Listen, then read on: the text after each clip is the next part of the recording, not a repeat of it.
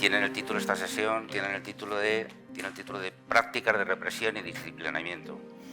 Claro, aquí están las dos vertientes que hemos querido tratar desde el principio, en las primeras jornadas de historia pública y a las segundas, ¿no? Las primeras sobre Madrid, las cárceles de Madrid, concretamente la cárcel de Ventas, y la segunda sobre las cárceles de Barcelona, las Corts, pero también la Trinitat, etcétera. Entonces, claro, la idea nuestra durante todo este tiempo era hacer un ejercicio de historia pública, es decir, combinar, desde luego con un sentido social y divulgativo, combinar memoria e historia, ¿no? Y entonces a este objetivo responde, esta es un poco la metodología de estas jornadas. En esta sesión vamos a empezar os voy a presentar a Alfonso Vigre, que es sobrino, no sobrino nieto, sino sobrino de Julia Vigre, que fue una maestra represaliada, que además, curiosamente, no, porque estaba pensando, cuando estaba viendo las fotografías, digo, muchas de estas mujeres que veis aquí estuvieron en Ventas,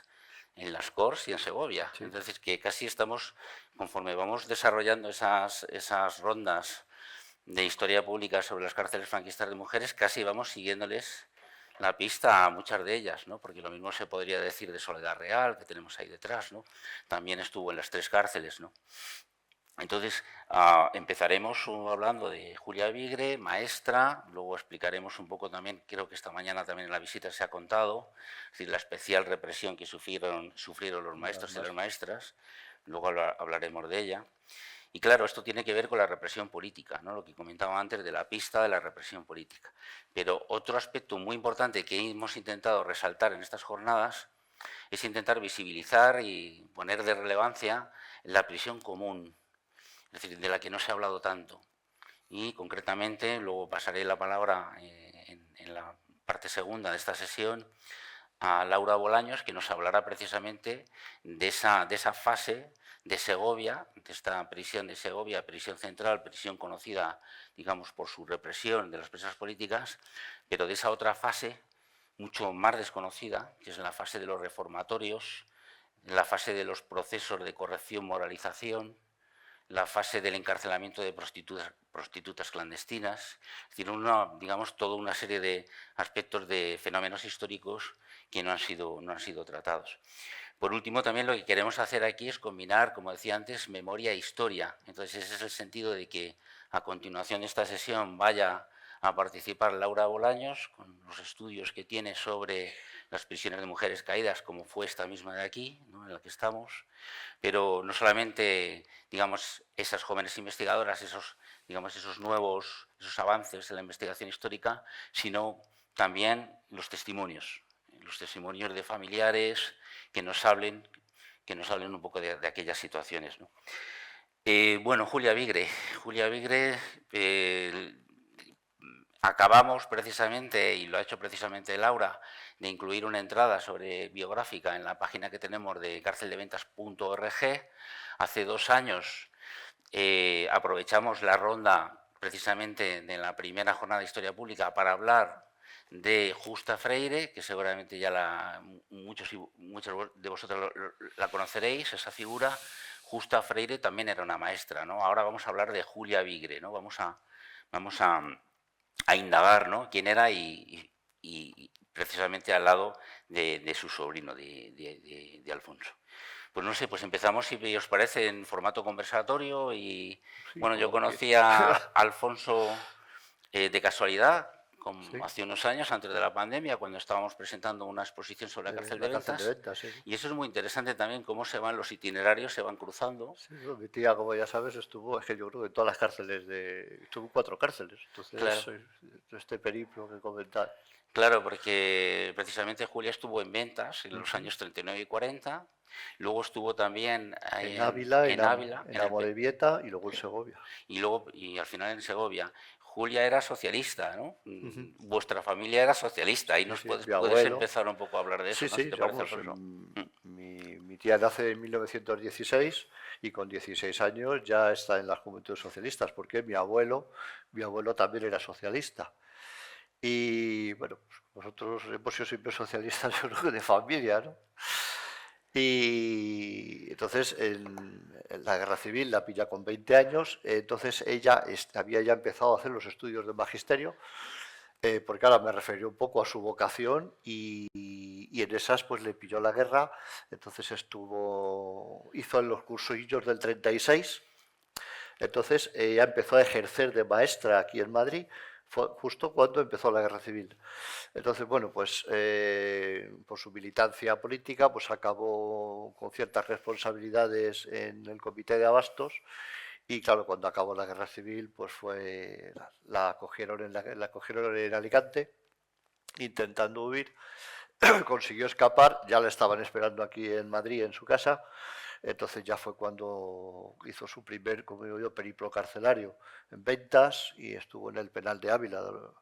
De la cárcel del penal de Ávila me contaba cosas terroríficas, sobre todo los inviernos que pasó allí. Y bueno, pues estado comentando esta mañana que al final, pues el hecho de que te fusilaran o no fusilaran, pues dependía un poco de la suerte, de aquellos momentos terribles, ¿no? Y pues mi tía tuvo la suerte de que la condenaron a unos cuantos años de cárcel, pues bueno, luego fueron reduciéndose y consiguió salir en 1943, creo, más o menos. Y lo que pasa es que como seguía siendo militante del partido, pues por temas de propaganda volvió otra vez a la cárcel. Fijaos, entonces, por ejemplo, perdona, disculpa Alfonso, pero fijaos que rebobinando un poquito, con 14 años comienza a estudiar en la Escuela Normal de Maestras.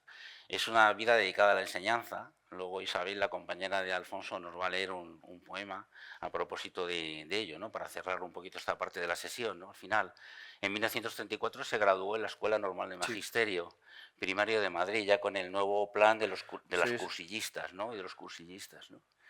Y como tú dices, empezó en Valdilecha, en Madrid, ¿verdad? Empezó y más tarde en el Grupo Escolar Ramón de la Cruz, ¿no? Hasta 1939.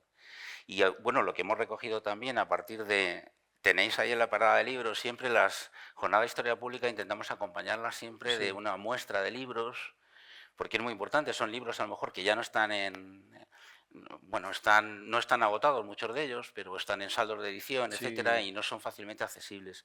Entonces, Sonsoles San Román elaboró una biografía a partir de entrevistas además, que le hizo precisamente a tu padre, porque tu padre fue un gran mi padre, publicista, digamos, de la memoria de su hermana. Mi tía además, mi padre era bastante más pequeño que mi tía, era 10 años más joven, y durante la guerra civil, pues mi tía se ocupó prácticamente de él.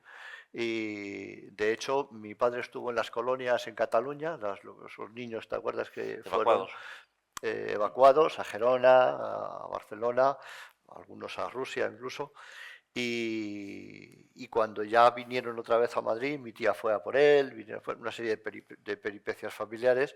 Entonces mi padre sentía un gran cariño. De hecho, durante los últimos años de la vida de mi tía, que ya por un Alzheimer ya había perdido un poco la cabeza, pues él era el tutor legal fue el tutor legal de mi tía durante los últimos años de su vida. Volviendo un poco a la formación política y sindical de Julia, empezó a militar en la Federación Nacional de Trabajadores de la Enseñanza, la FTUGT, ¿no? Muy temprano y al mismo tiempo en las Juventudes Socialistas, ¿no? Desempeñó el cargo de secretaria del Círculo Socialista de Latina, del barrio de Latina donde residía, y en 1936 fue representante del Partido Socialista en la Asociación de Mujeres Antifascistas, aquella organización que nace como asociación contra la guerra y el fascismo, presidida también por Dolores Ibarruri, ¿no? Y participó en el Comité Nacional de Unión de Muchachas, que era el organismo juvenil de las Juventudes Socialistas Unificadas en Madrid. Organizaban muchos actos. Claro, entonces digamos que muy jovencita ya tenía una formación sindical y política muy, muy importante, ¿no? Luego lo que también podemos resaltar sobre todo es, y sobre todo en el colectivo de maestros, que fue brutalmente represaliado, como ya sabéis, más que ningún otro colectivo. También por ese tipo de profesión y tal, pues para una ideología, digamos, totalitaria, pues era donde había que reprimir, tiene toda la lógica, como comentábamos también esta mañana. Pero sobre todo lo importante es, para estas personas, no era la militancia política en sí, era el amor a la profesión.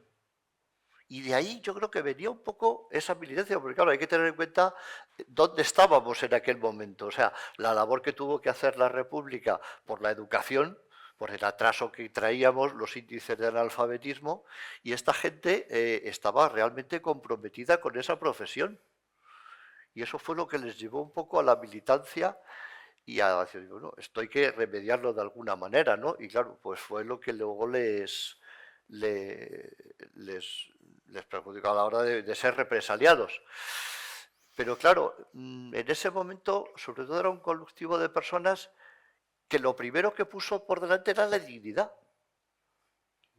Bueno, pues yo tengo que hacer esta labor, creo que esto es lo que hay que hacer, y ahora vienen aquí estos a decirme que, no, que esto hay que desmantelarlo, que volvamos otra vez a la edad de piedra. Pues no, no, yo por ahí no voy a pasar. Claro. Les costó cárcel, les costó exilio, les costó sufrimiento, pero por delante la dignidad. Y luego el hilo conductor, ¿no? Durante la guerra y la posguerra de la pasión educativa. Por Sí, ejemplo, ella efectivamente. durante la guerra civil se desplaza a una colonia escolar en un preventorio de Tarragona, que eso también tendríamos que documentarlo, ¿no? Pero ahí sigue realizando esa labor de enseñanza con los niños evacuados y niñas evacuadas de Madrid, ¿no?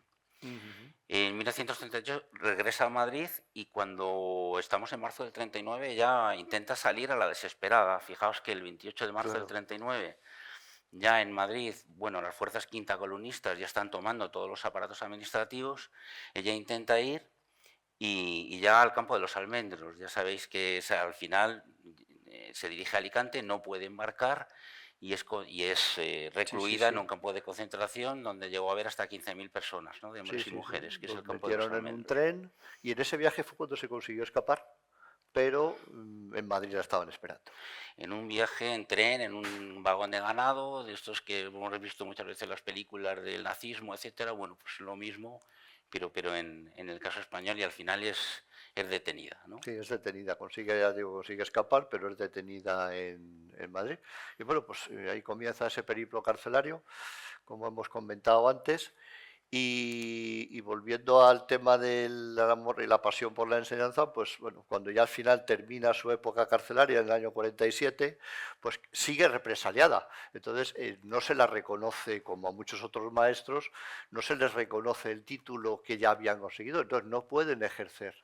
Entonces tiene que sobrevivir a base de clases particulares y así estuvo hasta 1960.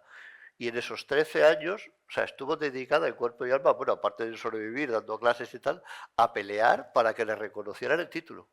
Y lo consiguen ella y unos cuantos más en 1960. Entonces, en 1960 ya reanuda por fin su carrera como maestra. Empieza en un pueblecito de Segovia, en Duratón, precisamente. En Duratón. Un pueblecito muy chiquitito que está cerca del puerto Somosierra.